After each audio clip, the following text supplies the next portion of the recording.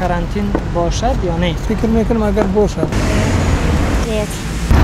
چونکه تساهل خیلی زیاد است. کارچکی آخری ممکن که 7 میشه پیش نبرین. کم بغلا چیکار کنن؟ شما طرفدار هستید که کارانتین باشد یا نه؟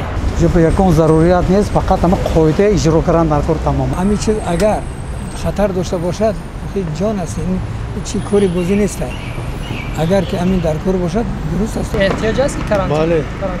برای چند مدت؟ Ну, я думаю, то 7 år. Думаю, что, наверное, да, нужно будет объявить карантин, потому что очень много, допустим, знакомых, которые болеют, переболели, это все распространяется, и, наверное, все-таки было бы полезно немножко приостановить темп развития вируса этого. اگر карантин بشود برای یک ماه شما نان خوردنتون یافته میتونید برای یک ماه در خانه بشینید نبرید روزگارتون رو گذرانده بکنید. Так кор накунем мисол زور چخه میگذره نه با کارانتین باشه ایجا وقتا نمیشه.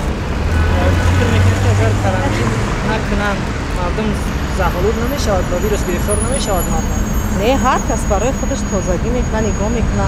طبیبی هر کس خودشه. مسافه ریو کردن در کار. من باید با مونتان در کار که نقلیاتی عمومی با هم آدم قاعده اجرا کند. هم قاعده که وزارت تندرستی پیشنهاد داره که همون اجرا کند. فکرم حجتش نیست. همین زندگی نور حاضر میکنم همین اور روحان من همین چیزو خود کردم و در کل نه تقریبا خوندم در کل برای خیلی کرانتین هم شده در میکروب شد 5 تا 15 تا چیزی آدمی وضعیت که کسی نمیشه. تاثیرش همین که بکار میمونیم اکا با همین مقصد اگر جا خالتوره میزنیم اگر کاری دیگه میکنیم مقصد کارخانه محکم میشه کرانتین شده. آدمای بی پول چیکار میکنن؟ با یا خیاط چی میوان میخورن کم بغلا چیکار کنن؟ در صورتی مثلا کرانتین اعلان شدن زندگی شما به چه تاثیر میرسونه؟ برای چی که ما اگر یک روز کار نکنیم هیچ نمیویم در خانه خوریم. برای همین کرانتین اعلان نشود. هیچ که کار نمی برای سول بازار محکم میشه و هیچ که وای نکنم اگر نه محکم قیمتی میشه بعد مجبوری که وای شما اخیر.